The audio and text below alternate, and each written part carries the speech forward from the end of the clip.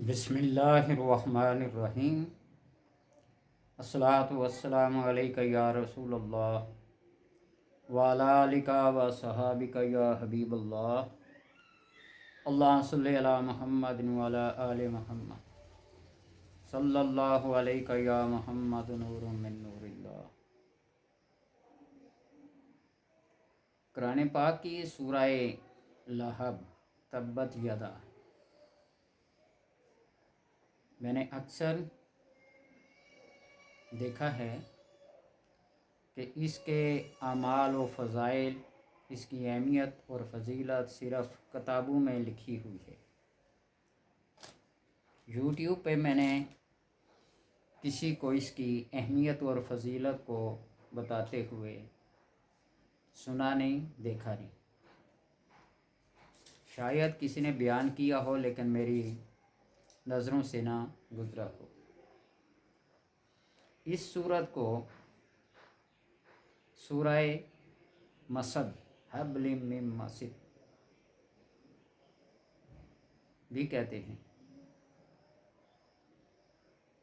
وہ اس لیے کہ مونج کی رسی کو کہتے ہیں، اور لہب کہتے ہیں شعلہ مارتی ہوئی آگ کو، چمکدار،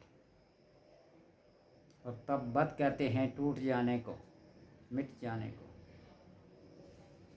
بہرحال جو شخص اپنی عزت نفس کو خطرے میں محسوس کرتا ہو، لوگوں کے شر سے، دشمن حاسد کے شر سے، تو اس کو 12 دفعہ پڑھ لیا کرے،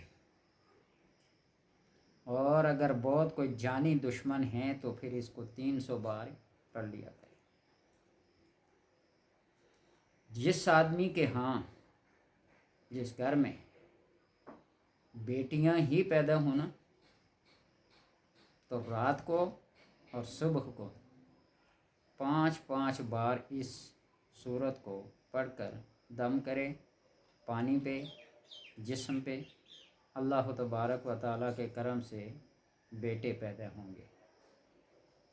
اور شب کو اپنا خاص وظیفہ ادا کرتے ہوئے اس کو 5 بار پڑھ لیا کرے، اللہ خوبصورت بیٹا عطا کرے گا۔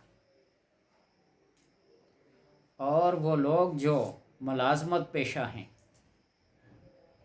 پریشان ہیں، کئی سالوں سے ان کے تبادلے نہیں ہوتے، ایک ہی پوسٹ پر ان کو کئی مہینے، کئی سال گزر جاتے ہیں، نہ ان کی پروموشن ہوتی ہے اور نہ ان کا ٹرانسفر تبادلہ ہوتا ہے، تو اس کو عصر کی نماز کے بعد 70 بار اگر پڑھا جائے تو اپنے حسب منشا، جہاں اس کی خواہش ہوگی، جہاں اس کی مرضی ہوگی، وہاں اس کا تبادلہ کر دیا جائے گا۔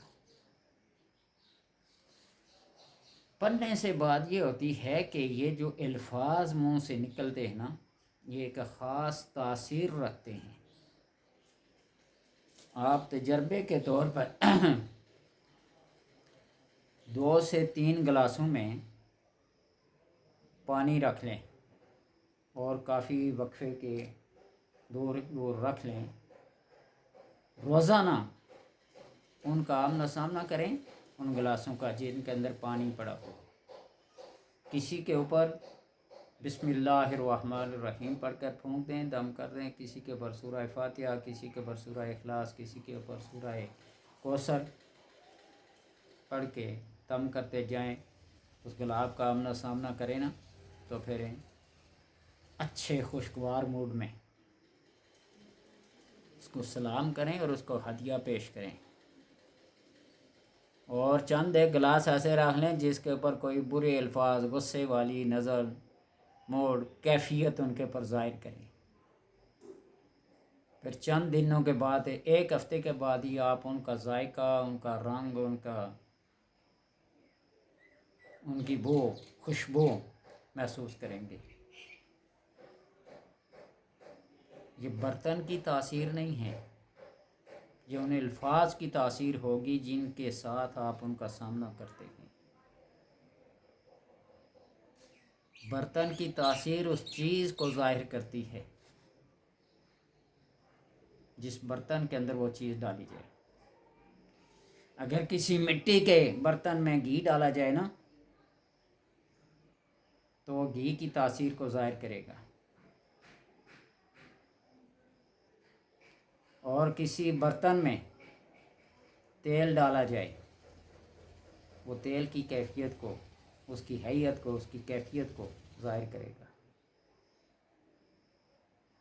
کسی برتن میں کسی جانور کا پیشاب ڈالا جائے وہ اس کی کیفیت کو ظاہر کرے گا، اگرچہ وہ خشک بھی ہو جائیں پھر بھی ان کے اندر سے وہی تیل کی، وہی گھی کی اور وہی پیشاب کی بو آئے گی.